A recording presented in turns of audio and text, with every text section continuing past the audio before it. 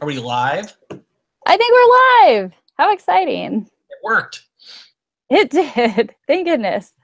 Well, hopefully all of you guys are having a fantastic evening. I know. Yay. Yeah, seems to be good.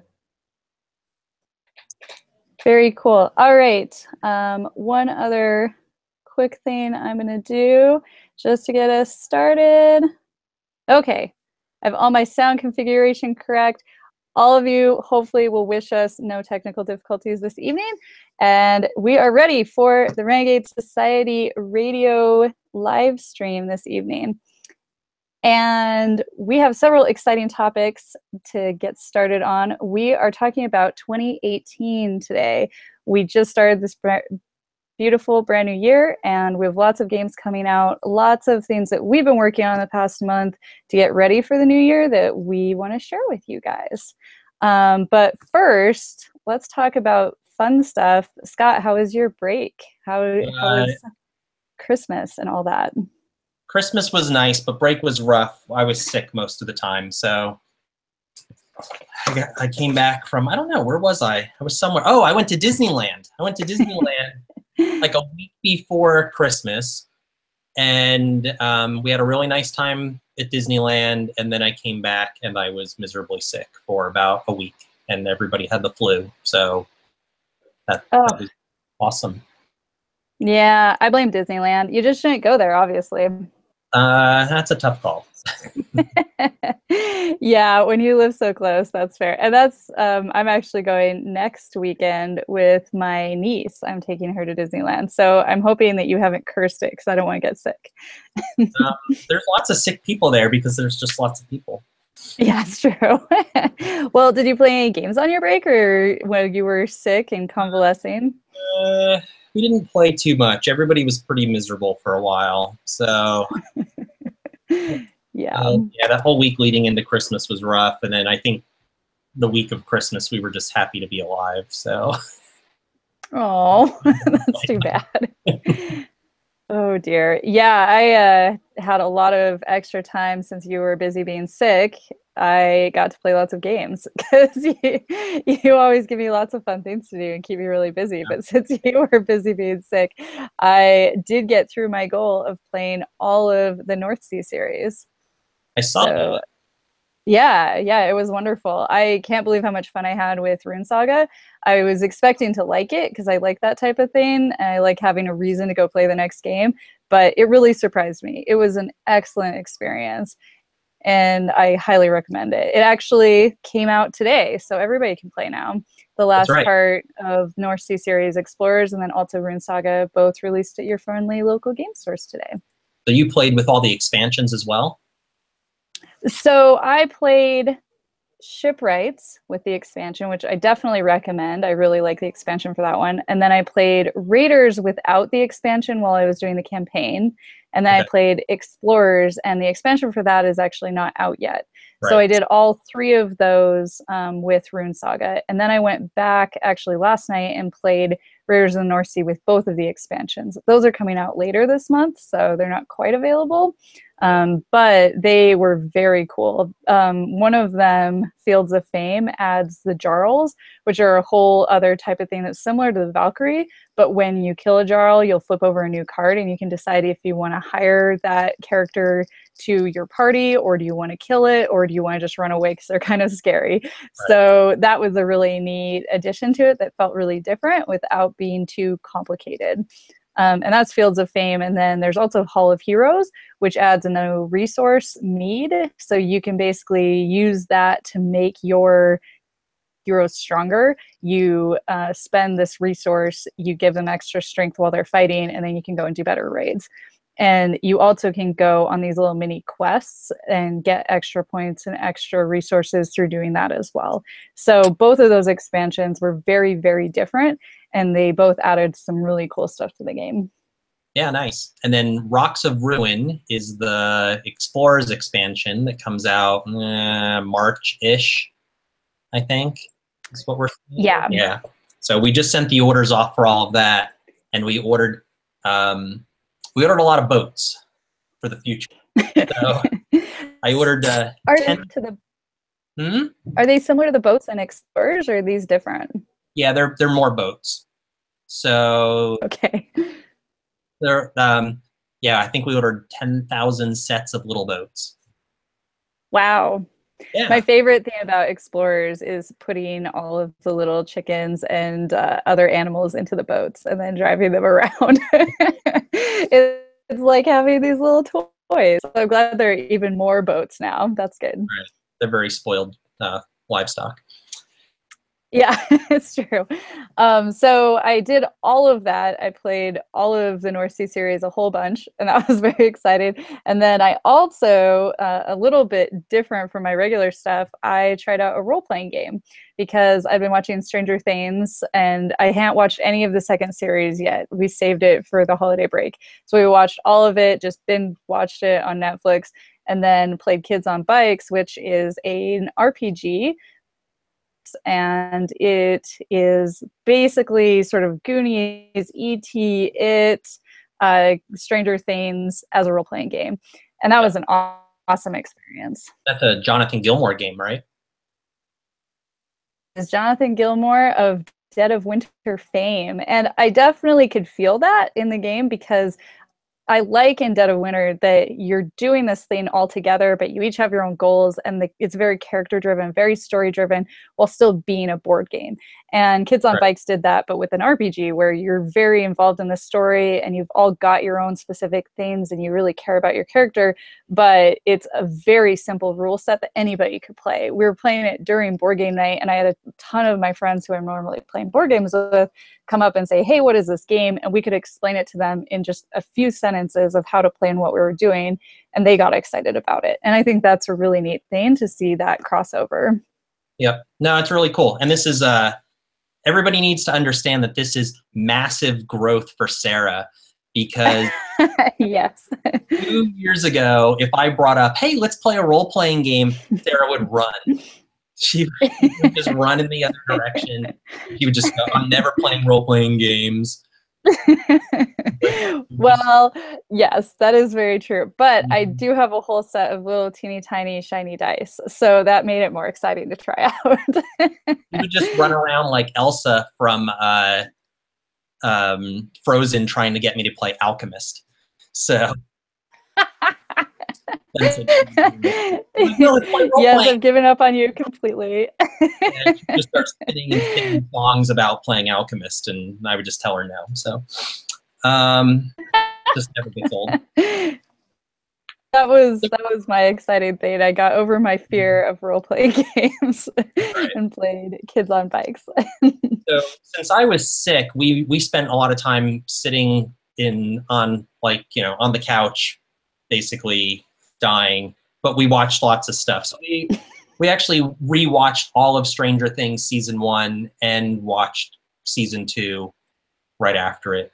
So yeah, we spent a lot of time doing that. And then of course, you didn't see the new Star Wars movie yet, did you?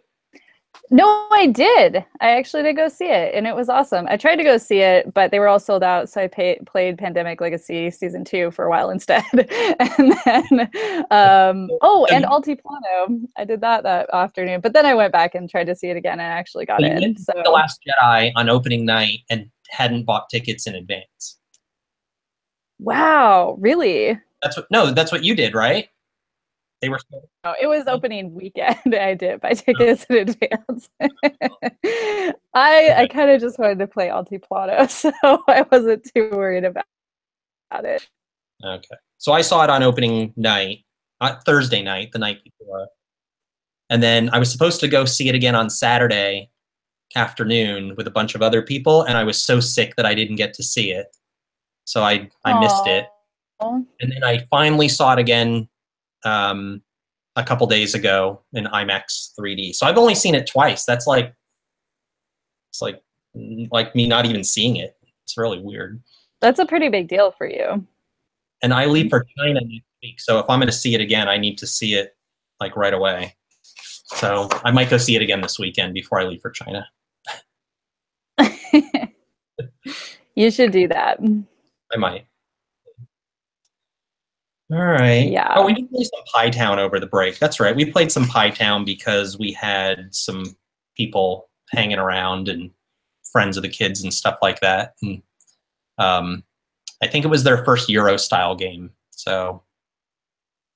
Oh, it's a good one for that. I feel like it eases you into it and you get through it pretty fast and you get to the fun parts really quickly. So. Yeah. Oh yeah, somebody said that you should watch The Shape of Water. I really want to see that too. So that's definitely. Who's the director? Somebody important is involved in that movie. Oh, I remember. It's what's that guy's name? I can't pronounce it. I don't know. Guillermo Tora, I think. Del Toro. Pacific. Yeah, that guy. Yeah. He did Pacific Rim, right? Yeah. Among many other things. Yeah. All right. So, all right. So we both had exciting holidays, and we got some sleep too. So much sleep. Oh my gosh, yes.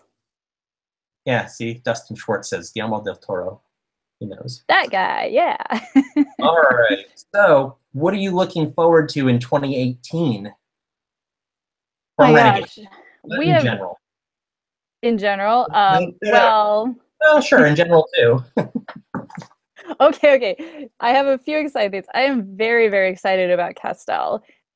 This is a game that we actually found and played at our Renegade Summit last year, which was when all of us got together and we played a whole bunch of prototypes to see what games we wanted to publish in 2018. And this is one of the ones that we picked. And I just fell in love with this game instantly when we played it. It was a Cardboard Edison Award winner, and us getting to publish it is a really big deal, I think. So that game, we are actually getting our review samples of it tomorrow, which I can't wait for. Yeah, I have a copy. Oh, look at that! So, of that, we were going to do it later, but do you want to just skip ahead and do it now? Because I'm really excited about this. All right, I guess. So now let's save it for later. Okay. That's fine. But, yeah, this one actually came from Protospiel in San Jose. So Jeremy Commander, who I've known for years and years, like back in the Star Wars CCG days, he runs that Protospiel, and he'd been trying to get me to go there for the last couple years. And I decided to go, but I had some family stuff going on that weekend, and I only went up for one day. I got up at the crack of dawn, because it's up in San Jose and I'm in San Diego. So I flew up to San Jose that morning, Ubered or something from the airport, directly to the airport to the store where they were having it. Went there. I only had like 6 hours there to play some games and stuff, and met Aaron and played the game and really liked it. And then, I brought it back to our summit and everything, and everybody else really liked it too. So, but we'll show it to people later. This is my proof copy that I got from the factory about 2 weeks ago. So, I'm so jealous. I want to play that one. What else are you looking forward to?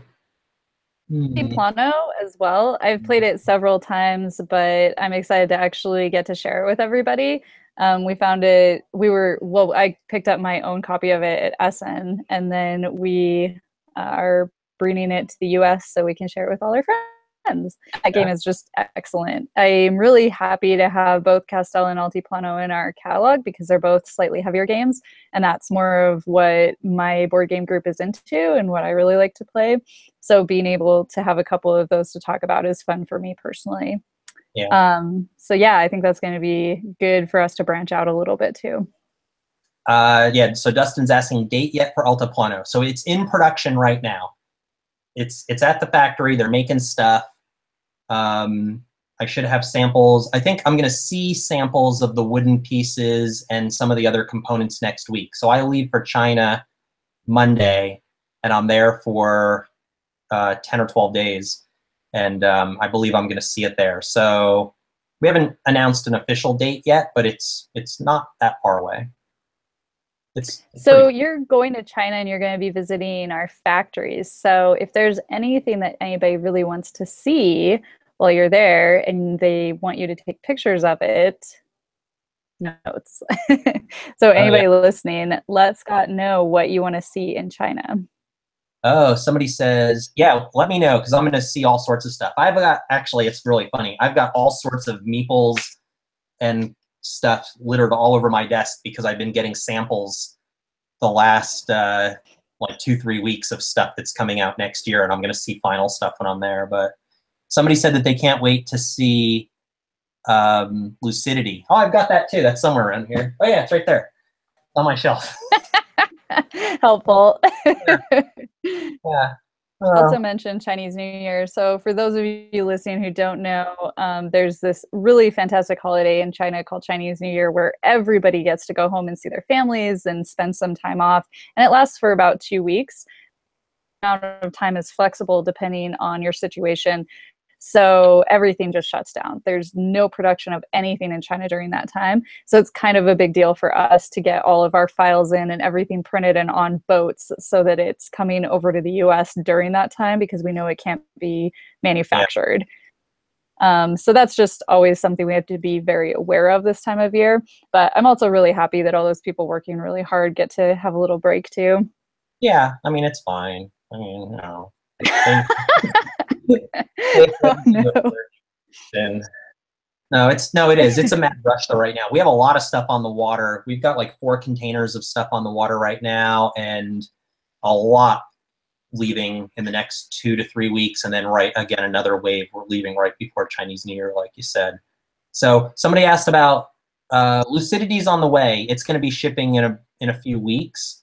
So, and that's for the Kickstarter edition and all that too. I actually have a copy of the Kickstarter edition, and everything looks gorgeous.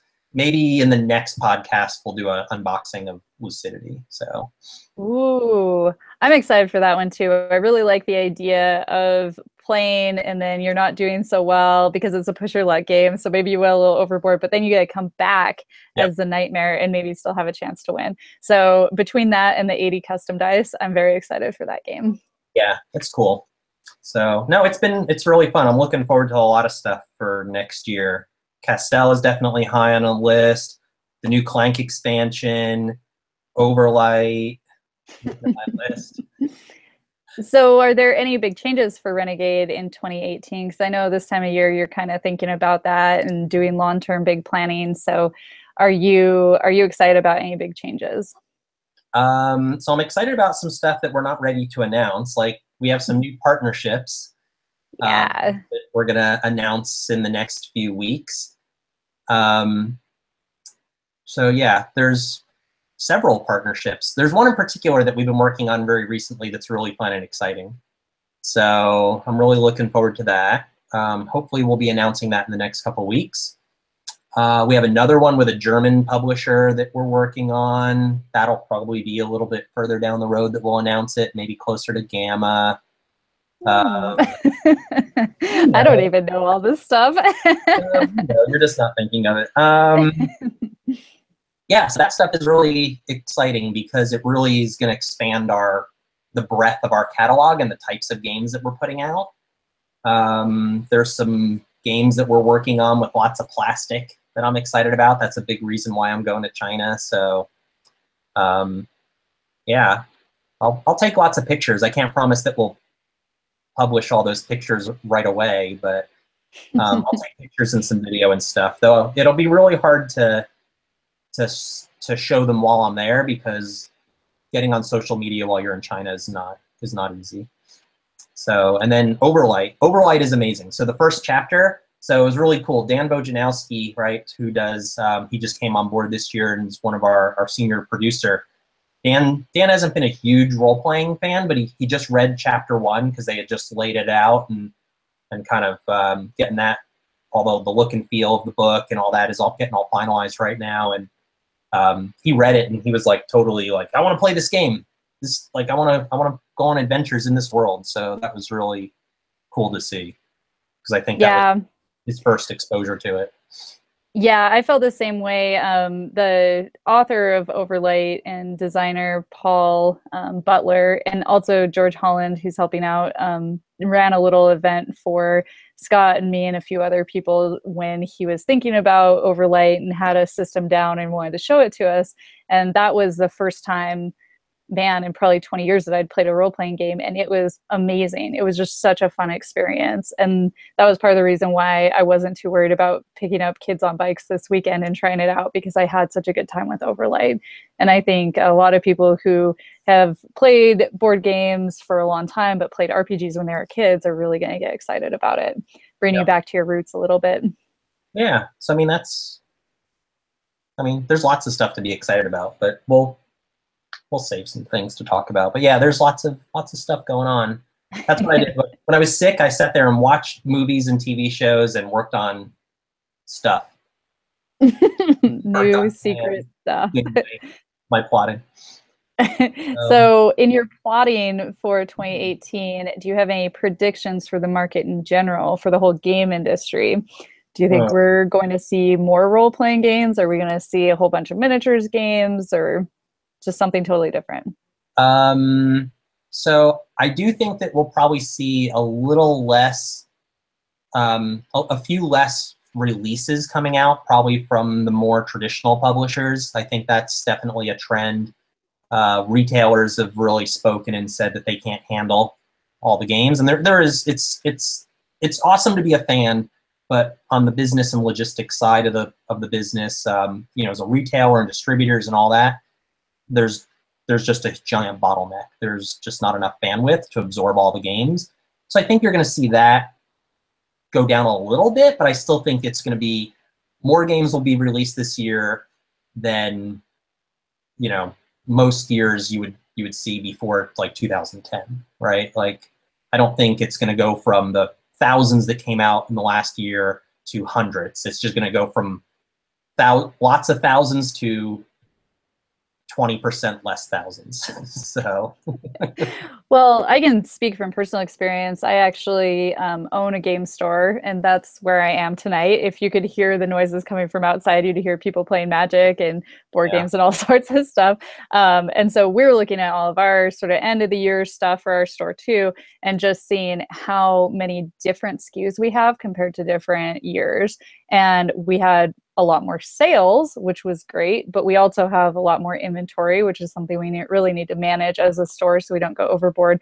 And we're selling a lot more different things, which is really hard on our staff, because when I was working the counter and was the regular day-to-day manager for my store, I knew every single game that we had on our shelf, and I had personally played them all. And that's not even possible anymore. So it takes a different training method to run a store like this now than it used to. And I think it's getting there's more and more pressure to go just to evergreens that you're going to be able to sell quickly and well all the time, because it's just so much less work to do it that way. The only person that can play all the games is Steph. And that's Steph is not one person. We only ever see one Steph at any given time, but there's actually a giant clone bank of Stephs that play all the games. I think it's true. Right. Steph is our social media manager, and oh my goodness, she's amazing, and she's played every game many times and is very good at teaching them. So if you don't read her blog, I would recommend it. It's lots of fun to read, but she's just awesome. If you're interacting with us on social media, you're probably talking to her. Yeah. Somebody in chat's like, "Truth, Steph is everywhere." I'm convinced. So there's probably a couple dozen Steph clones, but they all share some weird hive mind. She's like a beehive of Stephs. Yeah. I love it. Yeah. So like somebody asked, like, is shelf space an even bigger focus? I think shelf space is a concern, but I think more than anything, it's that. Everything is so new release driven and retailers have to pick and choose. Like at any given week, there might be 20 new board games coming out, and your average store, where are they going to put them? But how are they even going to focus on selling 20 games? So they're picking and choosing. They're not stocking every game that comes out. It's very true. Yeah, and the ones that we are picking, we're not having as many of them on our shelf. So it's more likely that if you walk into my store, I might have already sold out of it, which is really tough. And it makes it hard for players, but it just means that pre-ordering is that much more important. And I think that the games that really stand out, like I expect Altiplano to be on a lot of pre-order lists right now because there's so much excitement about it. So we just have to make sure that you guys know what's coming out so you can decide earlier. Yep. Yeah, and I think you're going to see some print runs get tighter.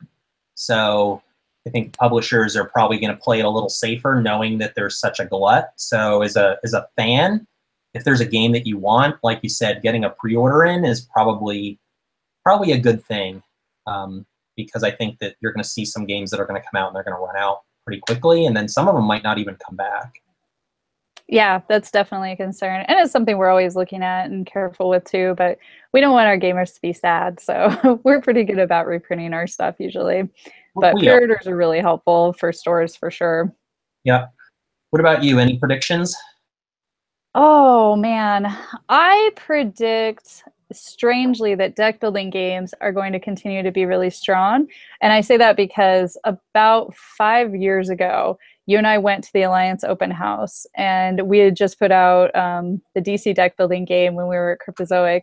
And I thought, man, this is the last year that deck building games are going to be a big deal. And I could not have been more wrong. But I'm very happy. I think it's just such a fantastic mechanic, and I love the direction I'm seeing with lots of people using it in really different, cool new ways. And I think we're just going to keep seeing more of that. Yeah, for sure. And then, and somebody asked, like in the chat further up, if there's more Clank expansions coming out. Yes. So we haven't announced it yet, but there's the next release for Clank will be a Clank fantasy expansion for the base game. I actually have some meeples sitting right here. Ooh, that's exciting. Yeah, we're getting pretty close on that one. Yeah, that one's... But to tide you over, in case you missed it, we did just announce that there is a Clank in Space solo app on our Renegade Games companion app now. So if you're really in love with Clank and you're really sad there's not anything new for you right now, you can go download the app. I've got it right here. Did you see how the episodes start? For Clank in Space? Look. Okay, right? Okay, let's see it. So there's that. So I want to play it. New campaign. Hold on. Oh, what happened to my player name? Oh no. It was in here. I played it. All right, done. Choose. I'm going to be the purple guy, of course. All right, I'm going to play episode 1. Oh my gosh, I didn't make it that far when I was playing with it. That's funny. Oh, I love all the jokes in that game. It's just hilarious. Oh yeah, it's awesome. So tomorrow I leave. I'm going to be out at Direwolf Digital the next few days. I leave tomorrow morning, and I'm going to be out there. So we're going to be working on stuff. Yeah. So somebody mentioned that they got regular base Clank for Christmas or whatever, and yeah, you should hold on to that because there's lots of really cool stuff coming out. So don't get rid of your regular base Clank. No, you will want it. You'll be really sad. I know the next thing people are going to say is, are you going to do anything for space? Yes, don't worry. We're working on stuff for space too. We love all of our Clanks. That's right. That's right. We're equal opportunity Clank supporters. It's all good. That's right. So 2018 is going to be a very exciting year, and we do actually have a couple game updates for you guys. If you're subscribed to our newsletter, this morning you got some exclusive information about release dates coming out, but we will tell you about them here as well because obviously you guys are our super fans. So just a couple of updates. Explorers of the North Sea and Rune Saga released today. Topiary, we just announced, is coming out to retailers next Wednesday. And if you haven't seen this game all over Twitter or Instagram yet, it's awesome. It's so beautiful, and the meeples are super cool in it. So that comes out next Wednesday. And both of the Raiders expansions, Fields of Fame and Hall of Heroes, are coming out on the 17th. So that's 2 weeks. And 3 weeks away, we have Alchemists and Alchemists Return of Arafel, the expansion that just was released at Essen. And now we're going to get here just a few months later. So even though it's January and usually there's a bit of a drought in games, we thought that was silly and wanted to have lots of cool stuff coming out in January anyway, because we know everybody has Christmas money. So there you go. We've got lots of stuff coming out. We do. What do we do next? Next, guess the game component. Somebody want to win a copy of a game? because we have one of those, but only if you can guess which game it's from. This where you So try fancy technical stuff. fancy? No, this is the least fancy technical stuff. Okay, are you ready? Okay, whoever types it in the fastest. So 1, 2, 3, go. So this is. Oh, I know what that is. Uh-huh. Let's see if our awesome friends also know something. All right. So that is Guess the Game component. Good luck, everybody.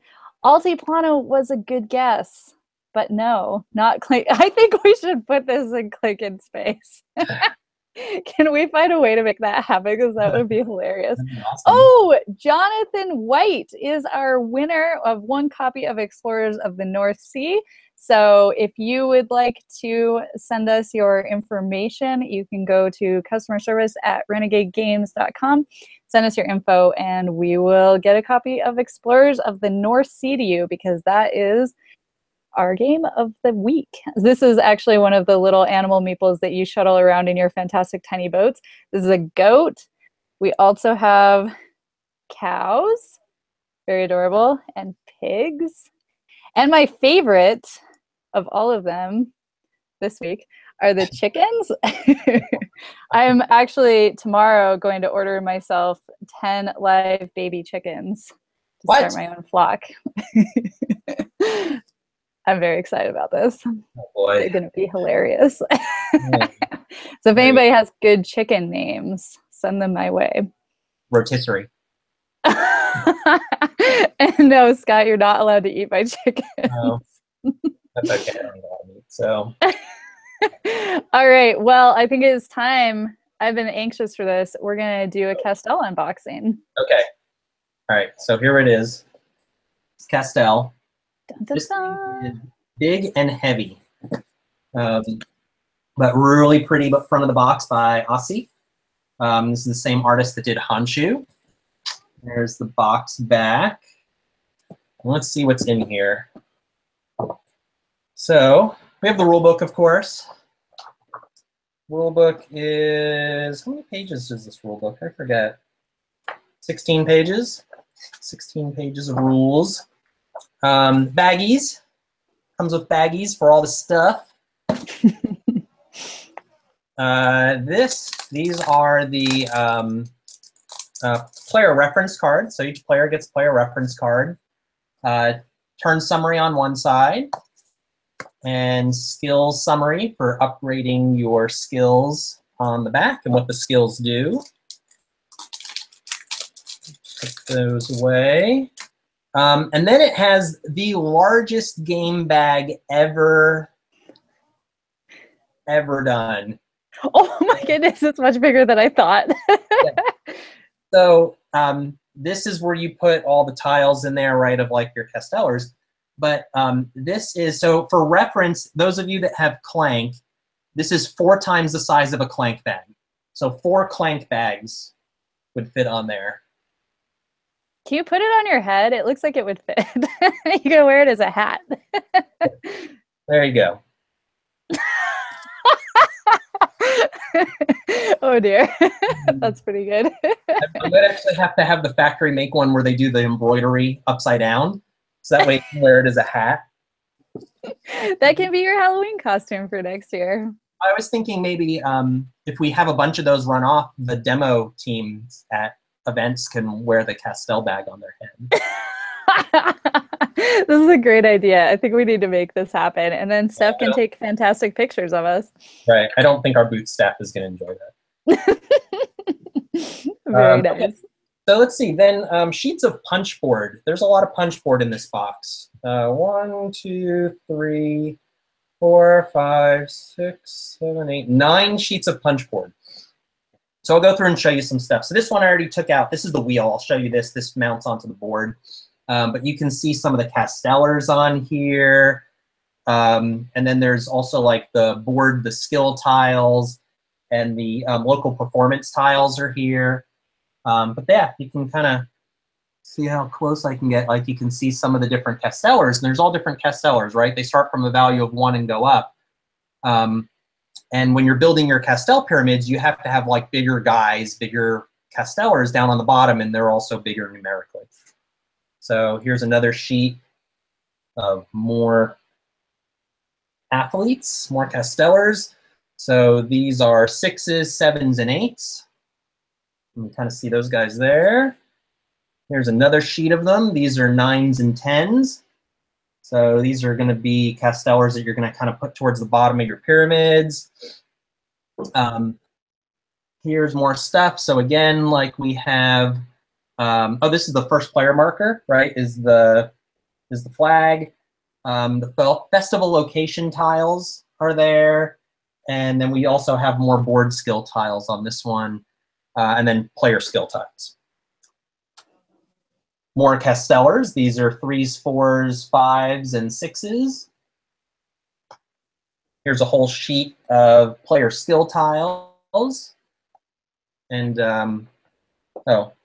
performance tiles and player skill tiles. All right, here's player boards. I'm going to punch one of these out.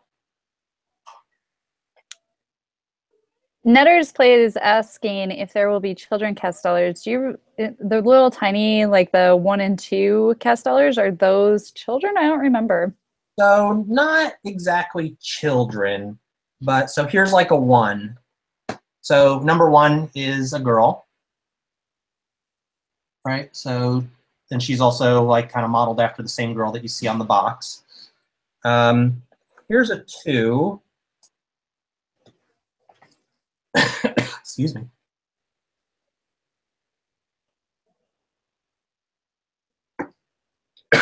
Sorry, still getting over the cold. Yeah, so they're not quite children, but they're definitely the smaller members of the team. And that's important because if you're not super aware of Castell, it is a really cool sport that happens in Spain, in the Castell region. And basically, they're making human towers. So you start out with the people at the bottom who are really big and strong, and you'll see that in our pieces as well. And then you're actually building this 2-dimensional tower and organizing your pieces so that you have this bigger, stronger people on the bottom and then the tinier people at the top. Yep. So these are, this is a mix of like prize tokens, size tokens, and special action tokens. So you can see a bunch of that. And then here's one more view. That's the player board. Castell on the back. Let's see, what else do we have in here? Oh, meeples. So depending on your player color, oh, there's no green in this game. Oh. Imagine that. So different player colors, right? So depending on, there's the red player's marker, yellow. That's kind of green. It's a little green. Yeah. I love that the player pieces are a whole team of people, because that's a really important thing in this sport, is that no one person can do it alone. And if the meeples were just one person, that would feel really weird. But it's your whole team going around to these different competitions in each different region. Yeah. I think that's really cool. Then these are the score markers, and of course then there's a round marker. So that's that stuff. And then the board. All right, so the board is big. It's really big. And the board, I already installed the wheel on this board because we were using it. So here is the board. The board has the different regions that you'll travel to for festivals and competition stuff at the top. And then this is really cool. On this section of the board, you punch this out and there's a peg that attaches it. And then there's the skill wheel. So you'll use this as part of the game to upgrade your skills. And then here's the tray. The tray is really fancy. So, ooh, I love a good tray. That's awesome. So nice tray to hold all your stuff, but it also comes with baggies if you just want to dump them in baggies. But yeah. So Board Games and Bourbon is asking, when you make a game, how do you decide how far to push the component quality? I think that's an excellent question. Yeah, so it really is a mix of, we push it as far as we can possibly push it with still being able to hit the price point that we feel that the game can support, right? So if it's a game that really is, needs to be $20, then we have to kind of work within those those parameters.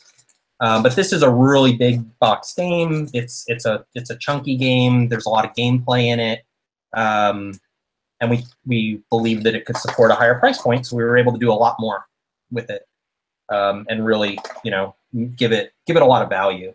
So there's a lot in this box. This box is really heavy. I would say it might be almost as heavy as Flatline. It's pretty close. That's a beefy game. Yeah, Flatline weighs 5 pounds. So this is probably a little less than that, but it's solid. Well, and I think the other thing about component quality that I've been sort of surprised at as I get further into the publishing side of things is that things cost different amounts than I would have expected. Like baggies are surprisingly expensive. It's no wonder that sometimes you just don't get baggies in a game because they're not free. Yeah. And there are other things that seem like they'd be really super expensive and they're just not that bad. And they're always worth including. Right. So I've been surprised at that, at least for me. Well, and like meeples, you see a lot of like really fancy custom meeples from us, but we're also, Anita and her team are really good at designing meeples that manufacture well. And then we have a really good factory for it too. So that's why we do so many custom fancy meeples. Yeah, like cloth bags are super expensive. Like any single component, the cloth bag, and we do felt, which is even more than the cotton bags. They're sturdier and they hold the embroidery better and everything, and they just look nicer. But yeah, there's no rhyme or reason. But I'll try to take pictures of some of the new components that we're working on in China when I'm there. Yeah, definitely. That'll be very interesting. I loved watching Mr. Rogers when I was a kid, and he would go to the factories and show you how things are made. So I can't wait to see some pictures from you. When did Mr. Rogers go to China? He didn't go to China, but he went to factories almost every episode and would show you how pencils are made or how chocolate got manufactured or whatever. Those were always the best part of that show. The Muppets were scary, but I do remember that. Maybe I'm making that up. Who knows? All right. So what's next? Are we answering questions? Yes, we had some really good questions this week from our fans. Please keep sending these. We'll post something before our show goes live each time we do this, and we really appreciate your excellent questions. So we had a question from Brett Nolan, who I saw is in our chat, and he was asking what our plans are for 2018. We covered some of that, but he was specifically wondering he was asking what board games we got as gifts this holiday. He says he received Ex Libris and Flip Ships, both excellent Renegade games.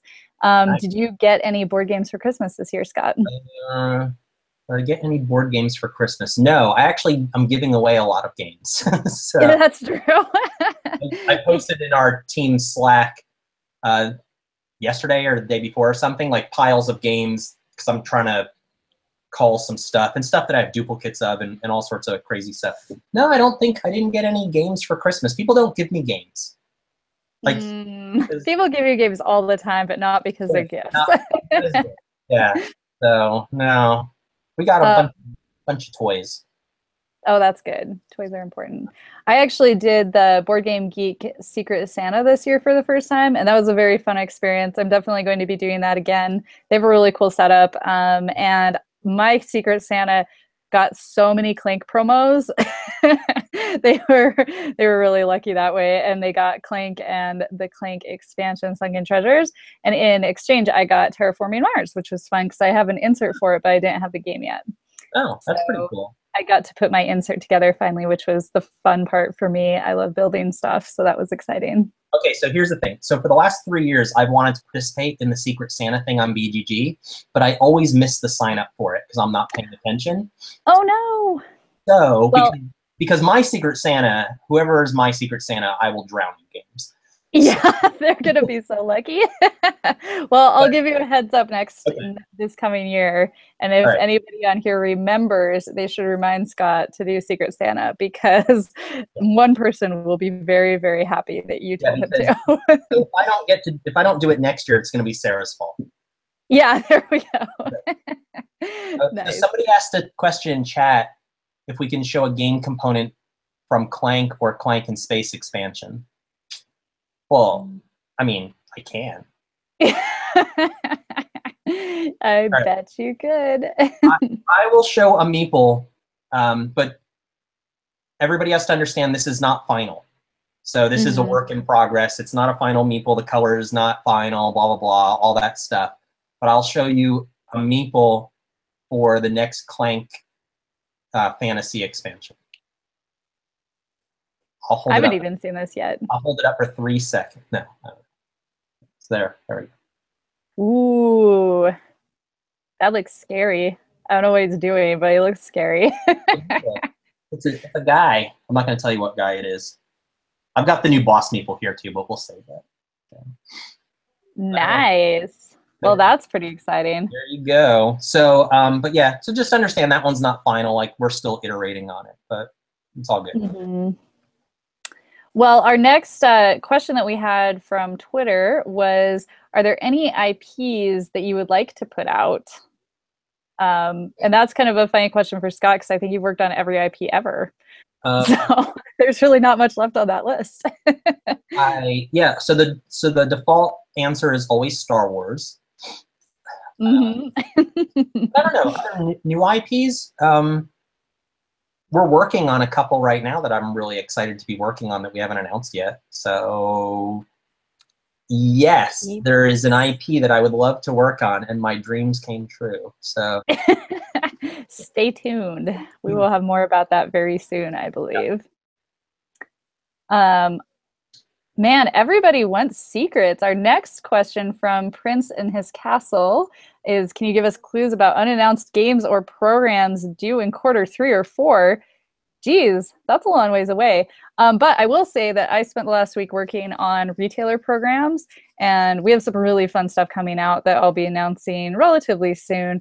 But we want to give you guys a good excuse to go to your local game store and get fun stuff and play with more people and meet the community. So I will be giving you good reasons to do that in the very near future. Yeah, we have some cool kits and stuff, right? Yeah, definitely. You'll want to go to your local game store and check it out. Yeah. All right. Do we have any more questions in the chat? There's lots of random questions. So somebody says, Dr. 4JC219, what is the best way to get a game in front of you for consideration to publish? So the best way to do it is at events like proto spiels and unpubs that I'm attending. That honestly is the best way to do it, because at those events, that's 100% of the focus is just playing people's games and playing prototypes. That's all we do when we go to those types of events. You know, Origins and Gen Con and PAX Unplugged and all that, that's fine too, but only a percentage, you know, a smaller percentage of our time is spent doing that. So it's just harder there. So, but if you can make like an unpub in the one in Baltimore, that's one of my favorite events. Proto Spiel in San Jose, I'm gonna go back to that. I don't think I've seen the date yet, but I plan on going. Proto TO in Toronto, I plan on going back to that next year. So if you're up in the Canadian region, that would be a good place. You know, if you're in San Diego, we have lots of Unpub minis and things like that. So that's where we found Pytown, the Unpub mini in San Diego. Yep. So, awesome. You know, let's see, other questions? We did also have one other question from my Twitter page. Meeple Overboard was asking about Altiplano, and they were excited that we're bringing it over to the States, and asked if we should expect heavier games in the future from Renegade. Yes. Yay! Yay. Yeah, I really like heavier games, and I think that it's important that we have games for everyone. That's kind of a big deal for us, and that goes for our artwork. We like to be really inclusive, but also in the types of games that we have. And now we have everything from Kitty Paw, which is great to play with families and little kids, all the way up through Altiplano, coming out soon in Castell, which are much heavier, and everything in between. And I think that's really cool that you can pick up a Renegade catalog and find something that you can play with anybody. Yeah, I mean, we're not going to limit ourselves to any one type of game. Just, you know, good ones. Yeah, that's an important thing for us, is to publish good games. Uh, I think that about wraps it up, unless you had anything else, Scott. oh, it says, do you plan to release a big box? The big box that he did, like to store all your stuff in there, for the North Sea line. Mm-hmm. I don't know. Maybe. Oh, it's not. We haven't talked to Shem about it. I don't know what his feelings is. If that was something that he only wanted to do for Kickstarter, or maybe it's something we could do, make it available like at conventions and things like that. It probably wouldn't be a retail item. I don't know if stores want to, stock an empty box to put all your stuff in, but it might be something that we can do in the future. We can talk to Shem about it and see.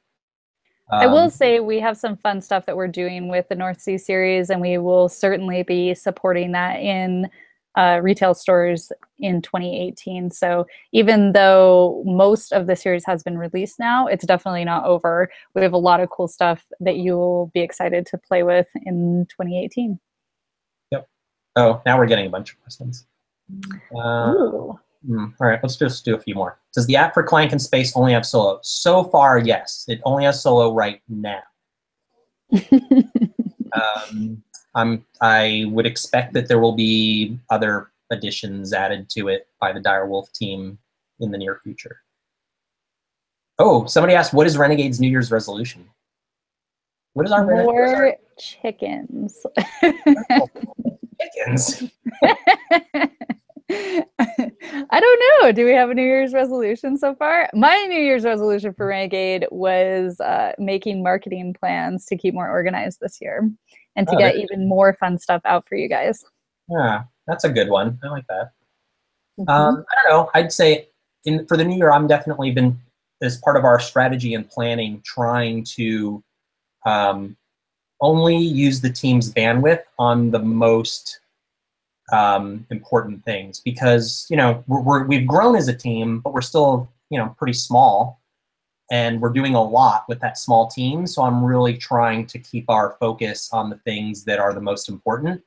So, like, for example, travel this year, I'm trying to make sure that not everybody is traveling like crazy. I'm trying to cut down on my travel and Sarah's travel, and now that we have Dan and Steph in roles that are kind of about getting out there and attending events too, we can spread it out a little bit. Like, I'm not going to New York Toy Fair this year, only Sarah's going.